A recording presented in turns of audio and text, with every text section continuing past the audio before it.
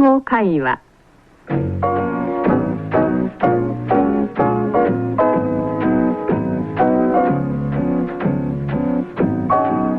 Hello everyone, welcome to our English conversation program. How are you? I hope you're fine. Today I'm very happy to present another guest hour together with Beth Higgins. Hi everyone, it's very nice to be back. Here with us this month is Mr. Don Kenny, who is the director of... He's also a freelance translator, actor, and writer. Let's see what he has to say. It's very nice to have you on this program today, Mr. Kenny. I'm particularly happy to see you again. And I'd see you. Thank you for inviting me. It seems like only yesterday that we first met somewhere on the Waseda campus, but it's been almost 20 years since then. Time flies, doesn't it? Yes, it does. I was a member of Waseda ESS in those days, and if I remember correctly, you were a graduate student. That's right, yes. So may I begin by asking why you went to Waseda? Well, I wanted to study Japanese classical theater, particularly Kyogen, and Waseda was the only graduate school that had a classical theater department at that time. And perhaps you've just answered that, but I'm interested in why you first came to Japan. Was it for that specific reason? And No, also... it wasn't. I see. Okay. So you haven't asked me that question. I was sent here as a junior officer in the Navy. I didn't know I was coming until a week before I came. So it was a very sudden transition from the west to the east. And may I ask when that was? November 1959. I see. And I've been here ever since. And Mr. Kenny, could you tell us then where you were from and what you'd been doing before you came to Japan? Well, I was born in Kansas and lived in a number of states, Nebraska, Oklahoma, Wyoming, Idaho, and went to university in Oklahoma at Phillips University.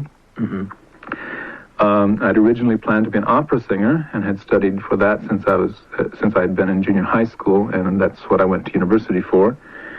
Then, in the middle of university, I realized that in order to become an opera singer, you have to have a great deal of financial backing in order to, give your own concerts and that sort of thing before you can become recognized and get work as an opera singer.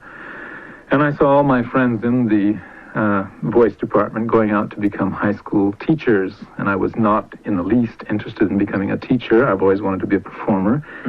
And so I gave up my music major and majored in many, many things until finally, after 5 years of undergraduate school, I went to my counselor and I said, look, I'd like to graduate in another semester. What could I graduate in?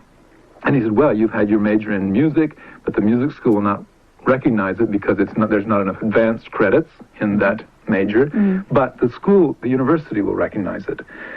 So you have to have another major or two minors. And so I had taken Greek language, 16 hours of Greek language, and some philosophy credits as well.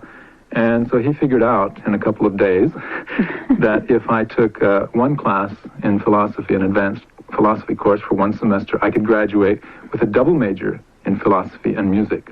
So that's what I did. Oh, so you're a philosopher too, then. Yes. By default. Excuse me, and is Waseda the only school where you studied in Japan, or did you go to any other school? No, since Sophia University at that time was the only school where you could get American college credit, I studied Japanese there in order to get a major in Japanese. And so I added 24 hours of Japanese language and got a major in Japanese at Sophia University. So when you were accepted as a graduate student at Waseda, I think your command of Japanese was good enough to yes, with the students. Entrance examination that I took to enter Waseda University is the 5-day language exam given to students who have not had their basic education, which means up through high school, in Japan, which means that a Japanese citizen who has been out of the country for 3 years, up to 3 years or more, up through high school, has to take that examination. Returnees. Right, returnees. So on that examination, the people who took that examination, there were 580 people, 500 of whom were Japanese citizens, and I came in third. So I got right into graduate school. Fantastic. That's so impressive. But I concentrated very, very intensely for those first 5 years on learning Japanese. Oh, you must have. To backtrack a minute, before that 1 week notice about coming to Japan, did you have any interest in the country before that? I had no particular interest in Japan at all, or the Orient. I didn't even know the difference between Japanese people and Chinese people and Korean people, or the difference between the cultures. In the university where I went had many students from various Oriental countries, but I never knew who was from what country. I just knew they were Orientals. And so when I came to Japan, I knew 3 words of Japanese: kimono, sayonara, and samurai. And Not very useful. And I didn't even know how to pronounce it properly. And ever since, undoubtedly, Japan has changed greatly, I think. And in what way do you think it has changed the most? And do you have any comments? Well, it's changed on the surface very much. For instance, when I first came to Japan, Nishiguchi of Shinjuku Station was rice fields.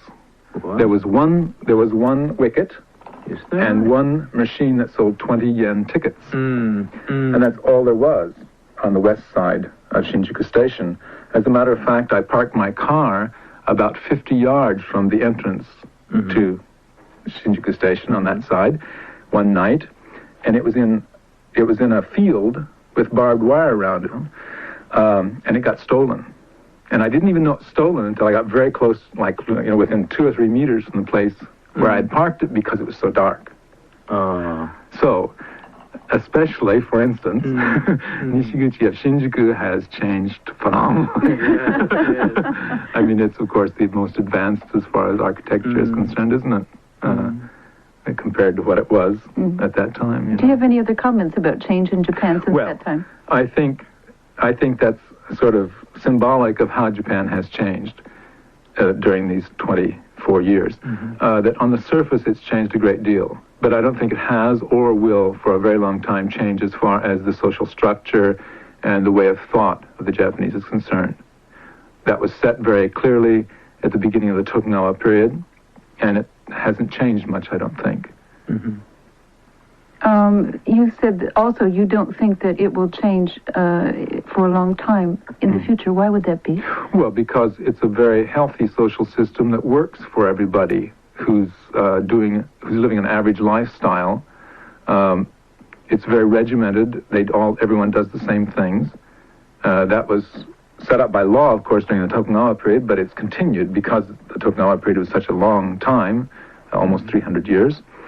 And it's very much ingrained into the mental makeup of the entire population, I think.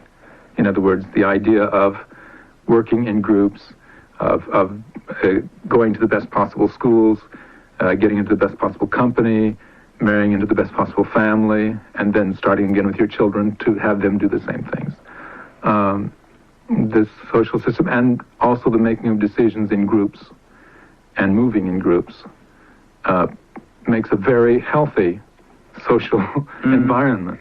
And in terms of the social structure and the Japanese educational system, do you have any comments on the college life or university life? And I think you definitely spent some years as a graduate student. Well, that's part of the social system, isn't it? That during your college years in Japan, you're freer than you are any place else in the entire world. And you're freer than you are in any other period of your life in Japan. So college students appear to be far different than they used to be. But they used to appear far different, too, than other people. In other words, they always appear different because they're given the most freedom to try new things. And so they look like they're very westernized during their college days, particularly. But then, as soon as they get into a company, they're in the regimented suit and tie and white shirt, and they act in the same ways and all that sort of thing. Well, you mentioned about what very good marks you got on the entrance examination, and I must say I'm really interested in your command of Japanese. Could you tell us more about how you learned the language? Well, when I first got here, I had studied, as I said, Greek before, and also I'd studied Spanish. The reason I'd studied Spanish was because I wanted to study French in high school, and there were only 5 of us who wanted French, so they made us study Spanish. I see. So I was forced to study Spanish for 2 years while wanting to study French. And then because I wanted to study French, I'd on my own tried to study French, by doing various things to study it on my own. So I'd had some experience in languages, and I did like languages very much. But I had never in my life had the opportunity to learn and use a language at the same time. So when I first got to Japan, I was not I wasn't interested enough in Japan at that time to stay. But I was interested in learning the language as mental acrobatics. I see. It was a kind of intellectual exercise. Right, because I knew that with a degree in music and philosophy, the only thing I could do is go back to graduate school. So I had to keep my mind active. I had to study and learn something. And since I liked languages, this is an opportunity to learn and use it at the same time. I found it very fascinating and exciting thing to do. So, having studied many languages, 3 anyway, I knew how I wanted to learn a language. I didn't want to be taught according to someone else's system. So, first of all, I learned very early in my experience in Japan that in order to grow in the language, you must be taught by someone of your own sex and your own age, and your own interests is best too. So I decided, all right, I'll find a student who is my age and who's interested in theater and art and who speaks good enough English that he can explain to me the details of the grammar and that sort of thing, if I want it explained. And so one day I was living out in Minami Rinkan, which is out near Atsugi Base, where I was stationed, and I had the flu for 3 days. And just as I was getting well, someone came to the door selling soap and toothbrushes. And just his presentation of selling soap and toothbrushes made me think that he spoke English well enough that I could work with him.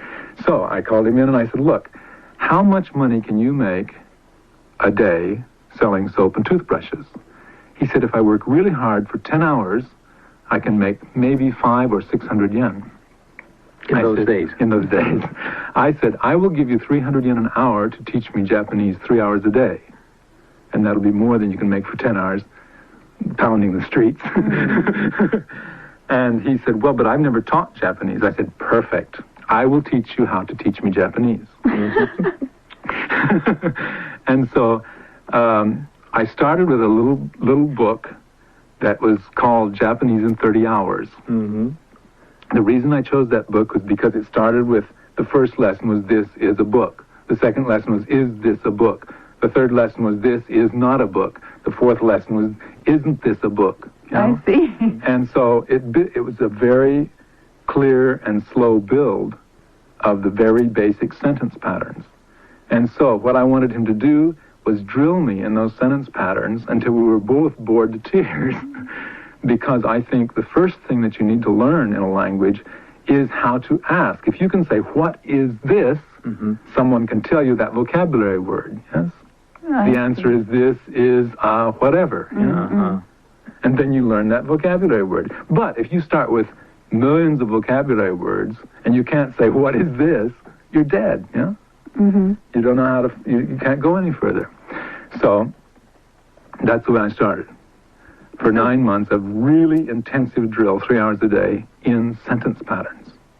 And then, of course, to increase the vocabulary, like after I got to a certain level so that I felt like we could, carry on a conversation, I would say, okay, today, if you're free all the day, I want you to plan a schedule of movies, theater, exhibitions, art exhibitions, and I will pay all the expenses for the day, including the meals, and we will speak only Japanese. And so then we would speak Japanese and I would learn new words. Well, Mr. Kenny, I'm sorry to interrupt you, but the time is up and we have to conclude the program, but we would like to have you again next week and Thank talk you very to much us about Kyogen. All right? Yes, fine.